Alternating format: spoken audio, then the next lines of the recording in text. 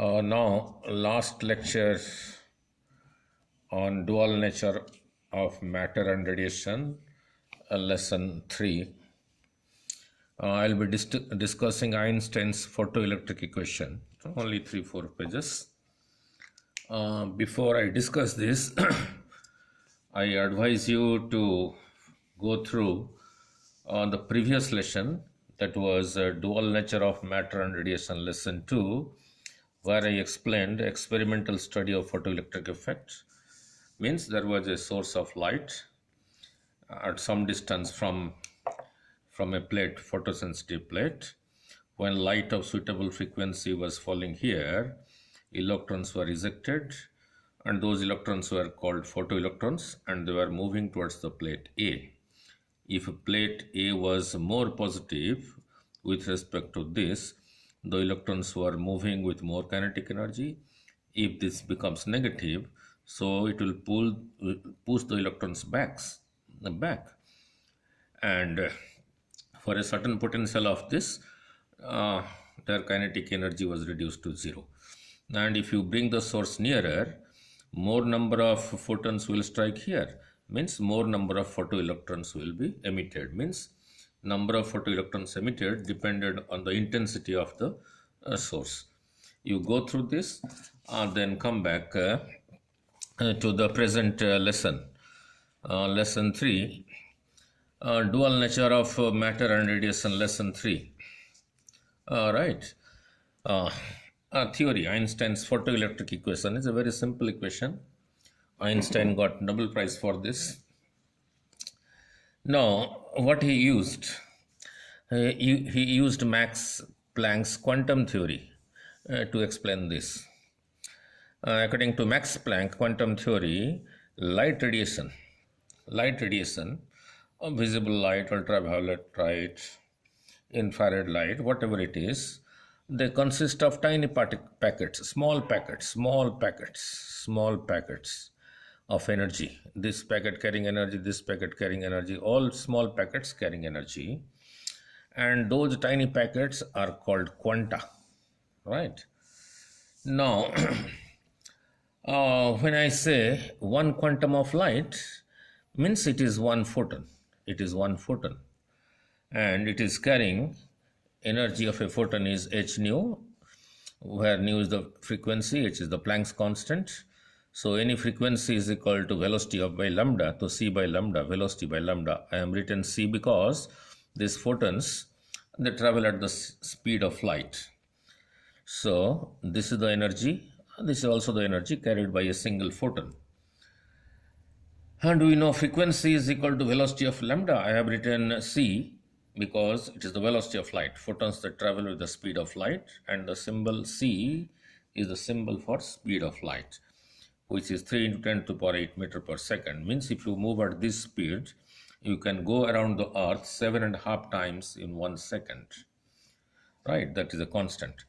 Now suppose this is a metal, and as it is explained in the first lesson, dual nature of matter and radiation 1, the valence electrons in the metal, means the electrons in the outermost orbit, they are bound to the atoms with minimum energy. So if from outside sufficient energy is provided, those electrons are knocked off and they come out from the metal surface, and those electrons are called photoelectrons, right? Now here is a photon striking this metal surface called a photosensitive metal, means it is able to eject electrons due to certain frequency of the incident radiation. Now, when this photon is giving this much energy to one of the electrons, when this photon is giving this much energy, what happens? When a single photon strikes, a single photoelectron is emitted. Now the energy of this photon h nu, let h nu is the energy of the photon striking the metal. This energy does two things. What it does, number one, a part of the h nu, this incident energy is used to liberate the electron from the surface. As you know, the energy of an electron in an orbit is equal to E is equal to minus 13.6 Z square by N square, right? This negative energy means, electron has negative energy means it is bound to the atom. Suppose in one situation, this value is equal to minus 13.6 electron volt. Now, if from outside, if you provide plus 13.6 electron volt from outside, if you provide plus 13.6 electron volt, then the energy becomes zero. Means the electron is free now. Now, if you provide more than that, the electron will come out, and with the extra energy provided to it, it will move with a kinetic energy. So, part of this energy h nu, which the photon is striking the metal surface, a part of h nu is used to liberate the electron from the surface, and the rest is used to give maximum kinetic energy to the photoelectrons, right? Now, then going back to, let me explain intensity once more. Here is a source of light. Here I consider a unit area. Here is the same source, from the same source of radiation, say visible light. Here this is an unit area. Photons are coming from here in all directions. This distance is more than this distance. So, from your intuition, you can say the intensity here is more intensity of the source of light. This source of light here has intensity, suppose I1. This source of light has intensity here is equal to I2. What does that mean? Here the intensity is more because here on this unit area more number of photons are striking. 1, 2, 3, 4, 5, 6, 7, 8, 9, 10, 11, 12, 13, 14, 15, 16. And here the number of photons striking is equal to 1, 2, 3, 4, 5, 6, 7, 8, 9, 10. Because they are spreading out, they are spreading. As the distance increases, the intensity decreases, and I had explained in one of the videos, intensity is proportional to 1 by square of the distance, right? So here the intensity is more, here the intensity is less. Now, so out of the total energy, let m is equal to mass of the electron. V maximum is equal to its maximum velocity. So your kinetic energy maximum will be half V maximum square.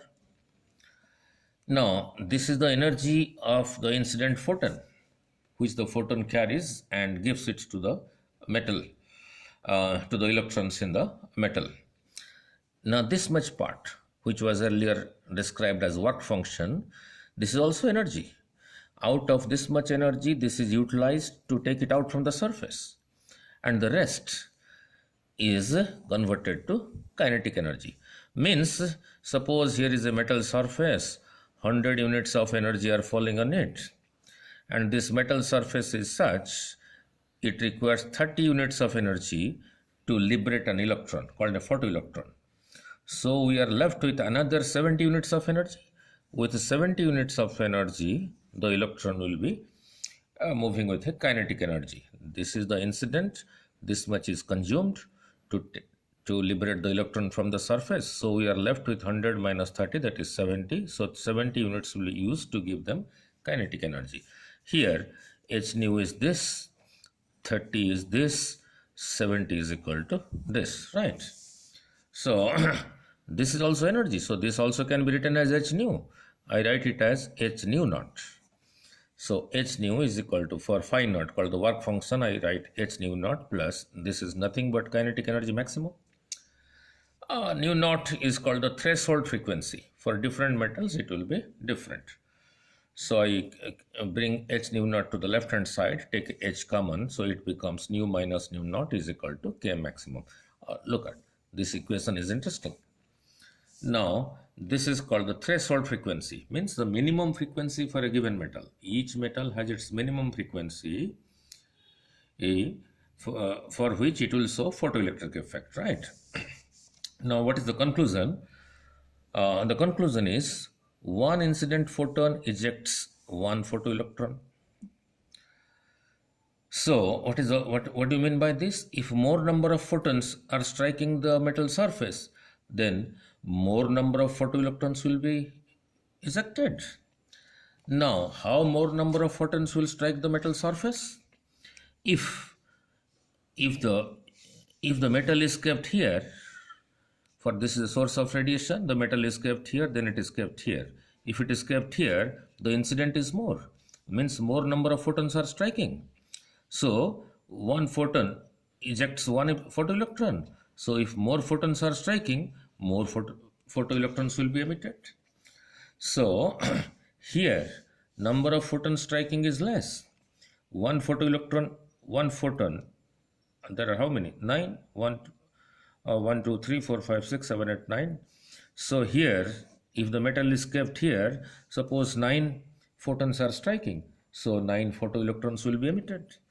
Here, the number of photons striking, suppose 1, 2, 3, 4, 5, 6, 7, 8, 9, 10, 11, 12, 13, 14, 15, 16 photons are striking.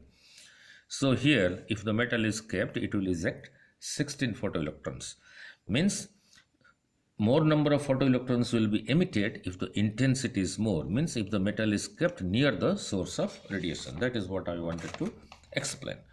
So if intensity increases, more number of photoelectrons are ejected. That is, if the photosensitive metal is kept near the source of radiation. Now you can look at this.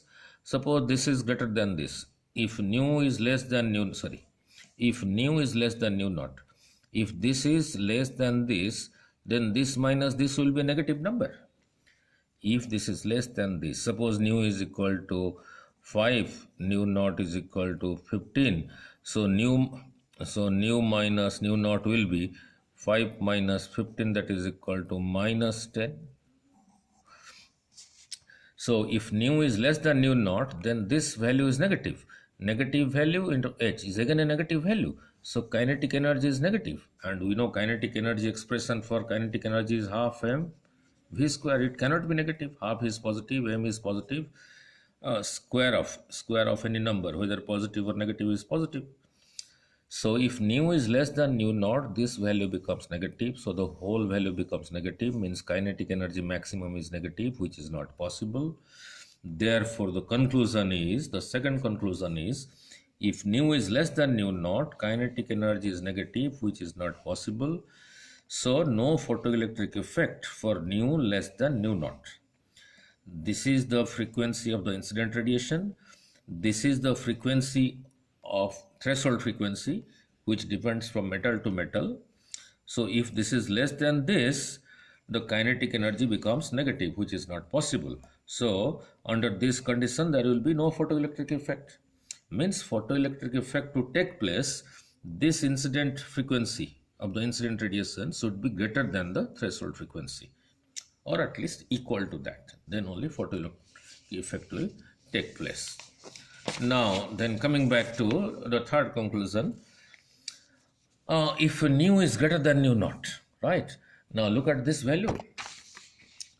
H is a constant, Planck's constant. If this is greater than this, nu is greater than nu naught, then this thing is a positive thing. Nu frequency minus frequency is frequency.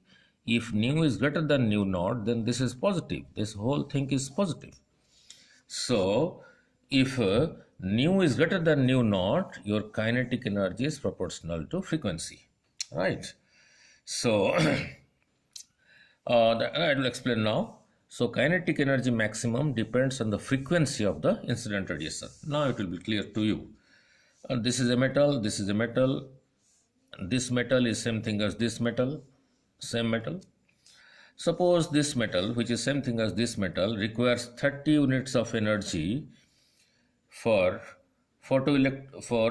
electrons to come out from its surface. 30 units of energy means this is your work function H nu naught, that is same thing as phi naught. And in this case, suppose 100 units of energy is falling on it. 30 units is consumed, so I am left with 70. So 70 will be is equal to kinetic energy maximum. Now the same metal is here. Now suppose 150 units of energy is falling. This is your H nu. This 100 is H nu. Here this 150 is equal to your H nu.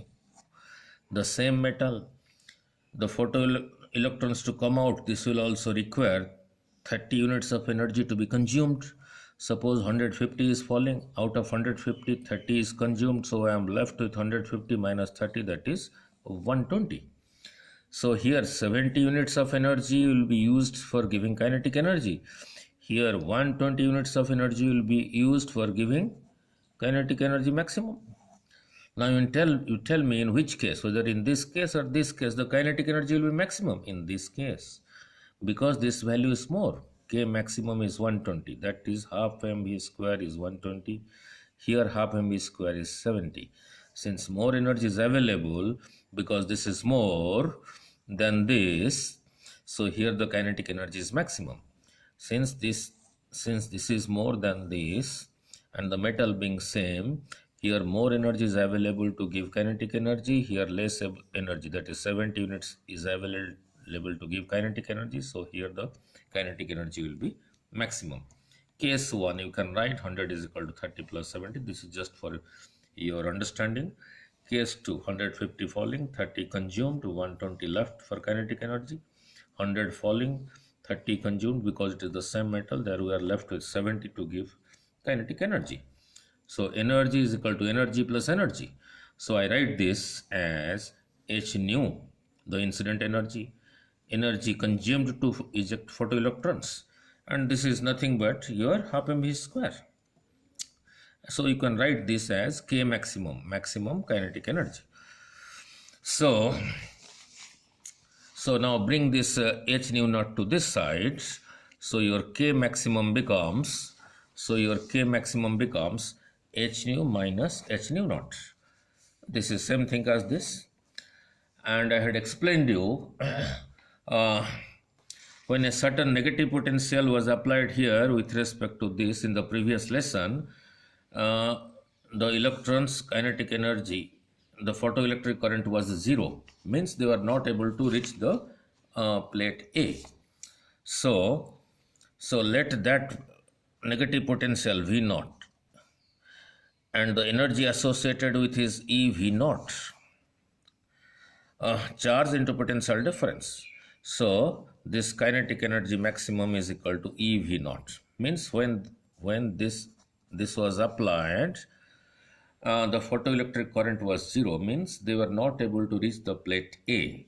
So with this, the energy associated is EV naught. So EV naught, where V naught is called the stopping potential, this much energy was used to reduce the kinetic energy to 0. So for kinetic energy maximum, I write EV naught. So this is same thing as this. Frequency is velocity by lambda. Frequency is velocity by lambda. This is threshold frequency, therefore lambda naught is equal to threshold wavelength.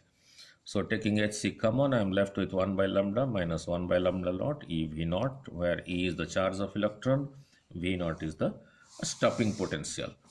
V naught is the stopping potential, right? That is what I had explained in previous lesson graphs. So go through that.